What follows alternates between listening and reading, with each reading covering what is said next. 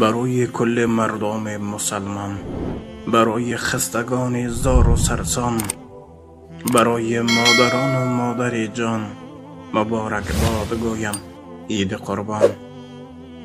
پدرها را کنم تبریک از دل، دعای خیرشان در ساز مشکل. به نادان و به دانا و به عاقل، مبارک باد گویم عید قربان. برای دادران و خواهرانم، برای دوستان مهربانم، ز خرسندی رسانم ارمغانم، مبارک باد گویم عید قربان. برای کل یاران مسافر، به کل بیمداران مسافر، به جمعی همدیاران مسافر، مبارک باد گویم عید قربان. به هر زندانی دل ریش و خسته، به آنی که پر و بالش شکسته، به یاران زیار خویش رسته، مبارک باد گویم عید قربان. برای بی پرستاران بیمار، برای کارگران و بحر بیکار، به منزل گل و بر منزل خار، مبارک باد گویم عید قربان. برای حاجیان در زیارت، شهادت داده انگشتی اشارت، خدا یکتا و ما را نظارت، مبارک باد گویم عید قربان. شتابید سوی مسجد خداوند، ز امر معروف مسجد گیرید پند، مسلمانیم شویم ما یار و پیوند، مبارک باد گویم عید قربان. به ذکر حق مجوی هرگز بهانه، به مسجد رو چی میگیری ز خانه، که تا سال دیگر هستیم یا نه، مبارک باد گویم عید قربان.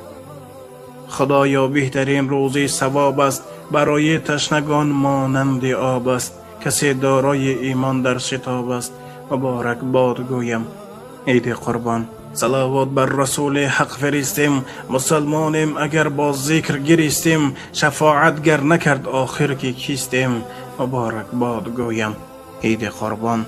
نظر کن بهترین روزی سعید است، سری سال به ما یک روز عید است، خدا دوستدار قوم متحد است، مبارک باد گویم عید قربان. زید است هرگز مده این روز خوش را، بفرما کار ای دوست عقل و هوش را، بدار پاکیزه از شر چشم و گوش را، مبارک باد گویم عید قربان.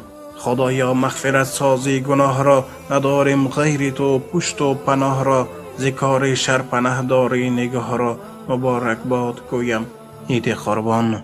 کسی را گر بداند محکمی پر، کند تبریک به لبخند با دلی پر، خدایا قلب ما را دار مسرور، مبارک باد گویم عید قربان.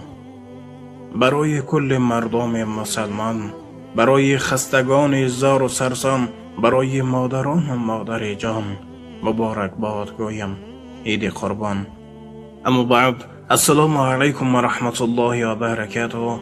پدران، مادران، برادران و خواهران در وطن و مسافر من، بنده همه شما را با این روز سعید شاد باش گفته، از درگاه خداوند عمر دراز، بخت و سعادت، مغفرت گناه، مستجاب کلی دعاهای خیر دعا دارم. الهی هر برادر و خواهر که در راه سفر قرار دارند، صحت و سلامت به نزد پدر و مادر آمده رسیدند،